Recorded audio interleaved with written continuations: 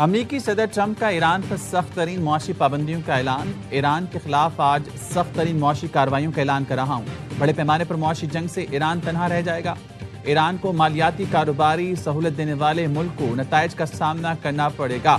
ہوائی اڈوں کے ذریعے ایران کو لائف لائن فراہم کرنے والے نتائج بھگتیں گے۔ ایرانی تیل کی اسمگلنگ، ایکسچینج ہاؤسز، فرنٹ کمپنیز سب فوری بند ہونی چاہیے۔ ایران کے خلاف آج معاشی جنگ کا آغاز ہے۔ صدر ٹرمپ کا ٹروتھ سوشل پر بیان۔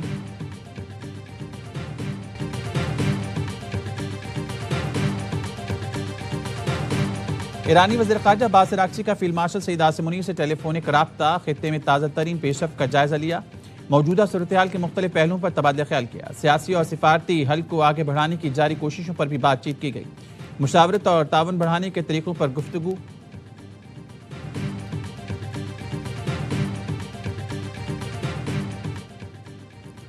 شام کے وزیر خارجہ اسد حسن الشیبانی سرکاری دورے پر اسلام آباد پہنچ گئے۔ دورہ نائب وزیر اعظم اور وزیر خارجہ ساکھدار کی دعوت پر کیا جا رہا ہے۔ اسلام آباد آمد پر مہمانوں کا استقبال وزارت خارجہ کے ایڈیشنل سیکرٹری نے کیا۔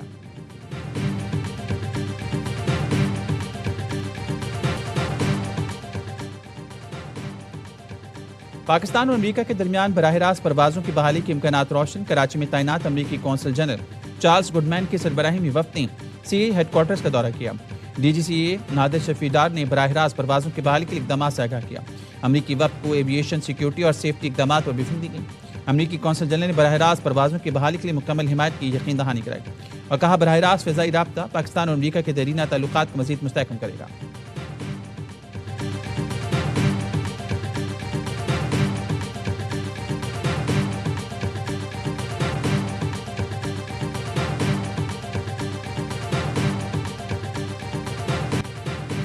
پاکستان میں امریکی ناظم الامور دفتر خارجہ طلب۔ بھارت میں امریکی سفیر کے متنازع بیان پر سخت ڈیمارچ کیا گیا۔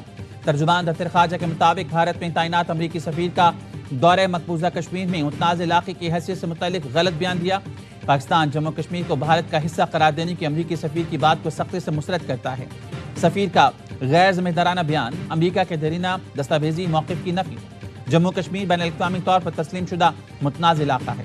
تنازع کا حتمی فیصلہ سلامتی کونسل قراردادوں اور کشمیری عوام کے امنگوں کے مطابق ہونا ہے۔ امریکی فریق سے کہا گیا ہے کہ عوامی بیانات جموں کشمیر کے متنازع حیثیت سے ہم آہنگ رکھے جائیں۔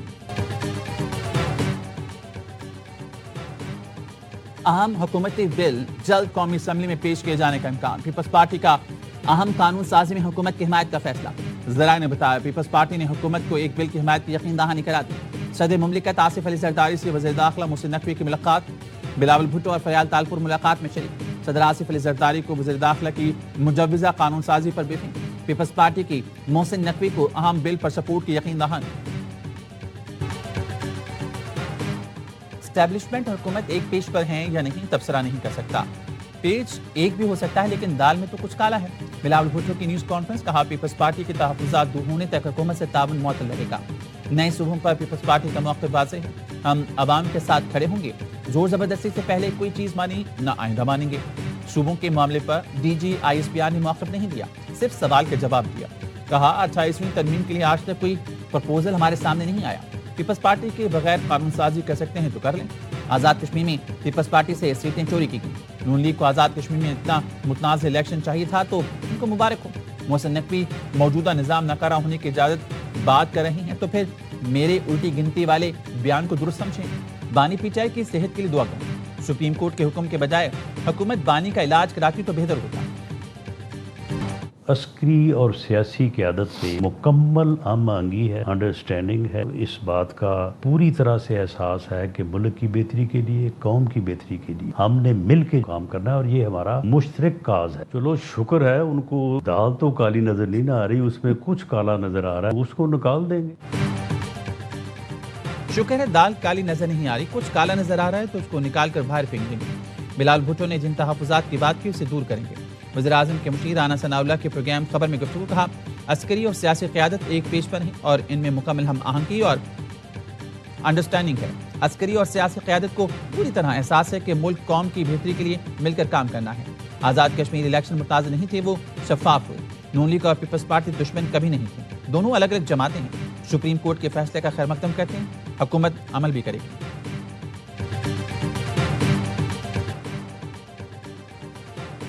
حکومت نے بانی پی ٹی آئی کی نجی اسپتال منتقلی کے فیصلے کے خلاف نظرثانی اپیل دائر کر دی۔ موقف اپنایا، عدالت کو طبی ماہرین کی رائے کے بعد فیصلہ کرنا چاہیے تھا کہ صحت واقعی خراب ہوئی یا نہیں۔ عدالتی حکم اختیار سماعت سے تجاوز کرتا ہے، اس پر نظرثانی ہونی چاہیے۔ بعض صورتوں میں حکومت کی منظوری، آئی جی جیل کے ذریعے کارروائی ضروری ہے۔ اسپتال منتقل کیے گئے قیدی کو پولیس نگرانی بھی لازم ہے۔ پریزن رولز میں قیدی کو جیل سے اسپتال منتقلی کا طریقہ کار موجود ہے۔ مقدمے میں فریقین کو نوٹس کیے بغیر آرڈر جاری کیا گیا۔ چیف کمشنر اسلام آباد نے ایڈوکیٹ جنرل کے توسط سے سپریم کورٹ میں درخواست دائر کی۔ سپریم کورٹ نے بانی پی ٹی آئی کو شفا انٹرنیشنل اسپتال منتقلی کی ہدایت کی۔ حکومت کو پریشانی نہیں ہونے چاہیے۔ ہم نے ساری انڈرٹیکنگ دی ہے کہ اس کو سیاست کے لیے استعمال نہیں کیا جائے گا۔ یہ کوئی ڈیل کا نتیجہ نہیں ہے۔ فی الحال جو کچھ ہو رہا ہے یہ صحت سے ریلیٹڈ ہے اور یہ ہمارا حق ہے۔ سپریم کورٹ کا فیصلہ کسی ڈیل کا نتیجہ نہیں، حکومت کو پریشانی نہیں ہونی چاہیے۔ ہم نے یقین دہانی کرائی ہے کہ اسے سیاست کے لیے استعمال نہیں کریں گے۔ Chairman P T I barrister Gohar کہتے ہیں سپریم کورٹ کے فیصلے پر عمل درآمد ہونا چاہیے۔ عمل درآمد ہوا تو ایک نئے دور میں داخل ہو جائیں گے۔ اپوزیشن لیڈر محمود اچکزئی نے کہا حکومت چند روز کی مہمان ہے، مائنس بانی پی ٹی آئی فارمولہ قبول نہیں، چہرے تبدیل کرنے سے پاکستان تبدیل نہیں ہوگا۔ مولانا فضل الرحمان نے کہا عبوری حکومت کے وزیراعظم بن کر شفاف الیکشن کرا دیں، میں حمایت کروں گا۔ اسد قیصر کہتے ہیں کسی بھی سیاسی رہنما کی صحت پر سیاست نہیں ہونی چاہیے۔ 2019 میں دوران قید نواز شریف کو پی آئی سی سروسز، جنا اسپتال اور جاتی عمرہ میں طبی سہولتیں دی گئیں۔ عدالت نے انہیں علاج کے لیے بیرون ملک جانے کی بھی اجازت دی۔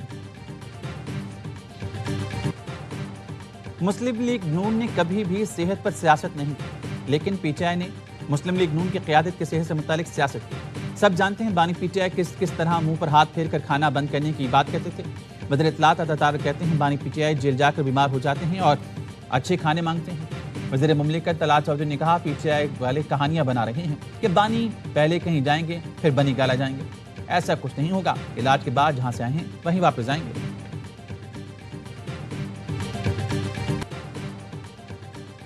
بانی پی ٹی آئی کی اسپتال منتقلی کیس میں عظما خان نے سپریم کورٹ میں اضافی دستاویزات جمع کرا دی۔ دستاویزات میں نواز شریف کے بیرون ملک روانگی، مریم نواز کے نواز شریف سے ملاقات کے لیے عدالتی احکامات اور آصف زرداری کو جیل میں فراہم سہولتوں کی تفصیلات شامل ہیں۔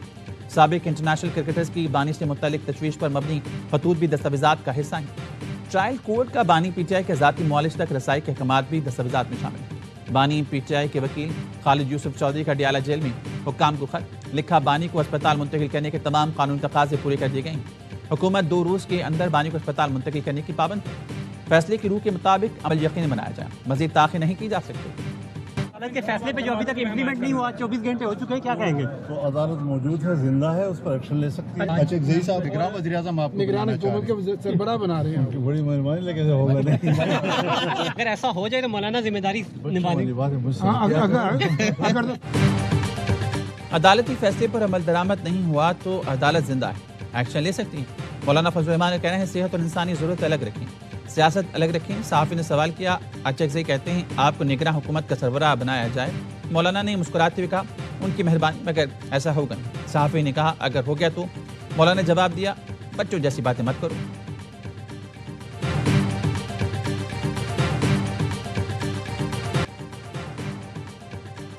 چیئرمین پیپلز پارٹی بلاول بھٹو کی پارلیمنٹ ہاؤس میں اپوزیشن رہنماؤں سے ملاقات۔ سلمان اکرم راجہ نے بتایا بلاول بھٹو محمود اچکزئی اور ناصر عباس سے ملنے آئے تھے۔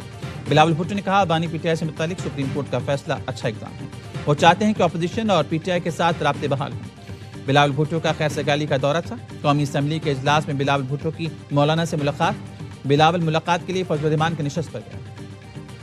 ریفائنریوں نے حکومت کی درخواست کو قبول کر لیا ہے اور انہوں نے یہ فیصلہ کیا ہے کہ ڈیزل کی قیمتوں کے اندر 32 روپے سے زیادہ کی کمی اوگرا چند لمحوں کے بعد اپنی کیلکولیشنوں کو حتمی شکل دے کے عوام کے سامنے لے کے آئے گا۔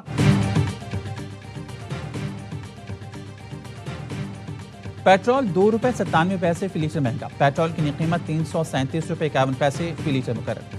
ڈیزل کی قیمت میں 32 روپے 63 پیسے فی لیٹر کمی۔ ڈیزل کی نئی قیمت 363 روپے 6 پیسے فی لیٹر ہو گئی۔ حکومت نے ڈیزل کی قیمت میں 32 روپے تک کمی کا اندیا دیا تھا۔ وزیر پیٹرولیم علی پرویز ملک نے نیوز کانفرنس میں کہا تھا وزیر اعظم کی درخواست ریفائنریز کے قبول کی، ریفائنریز کے تعاون سے ڈیزل کی قیمت میں کمی کی جا رہی ہے۔ وزیر اطلاعات عطا نے کہا وزیر اعظم نے ہدایات دی، آئل ریفائنریوں کے ساتھ مذاکرات کیے۔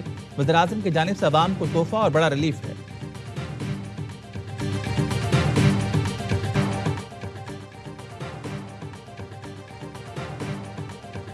حکومت نے مطالبات نہیں مانے تو اسلام آباد کا رخ کریں گے.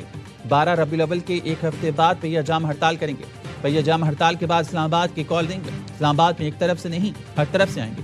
حکمران راستے بند نہیں کر سکیں گے. امیر جماعت اسلامی حافظ نعیم الرحمان کا پشاور دھرنے سے خطاب. کہا پیٹرولیم لیبی ختم کرو, اس کے بغیر ہم پیچھے ہٹنے والے نہیں.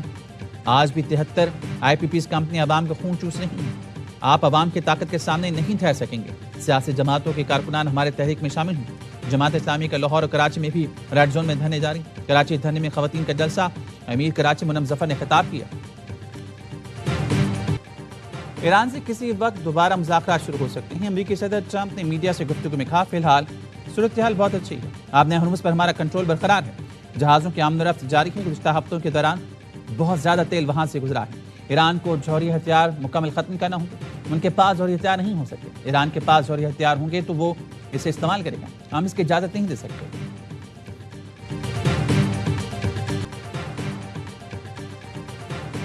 اسلام آباد اور راولپنڈی میں تیسرے روز بھی موسلادھار بارش. 135 ملی میٹر بارش سے نالہ لئی میں پانی کی سطح بلند. مختلف علاقوں میں پانی گھروں میں داخل. لوگ گھروں میں محصور. گلیاں اور سڑکیں ندی نالوں میں تبدیل. گاڑیاں ڈوب گئیں. راولپنڈی سے اسلام آباد جانے والی ہائی وے پر بھی گاڑیوں کی قطاریں لگی رہیں. جہلم اور سرائے عالمگیر میں بھی بارش سے نشیب علاقے زیر آب آ گئے. میر رضا کا پہلا پوسٹ مارٹم کرنے والے ڈاکٹر اسامہ سے 5 گھنٹے سے زائد تفتیش. پہلے پوسٹ مارٹم سے سامنے آنے والے شکوک و شبہات پر پوچھ گچھ.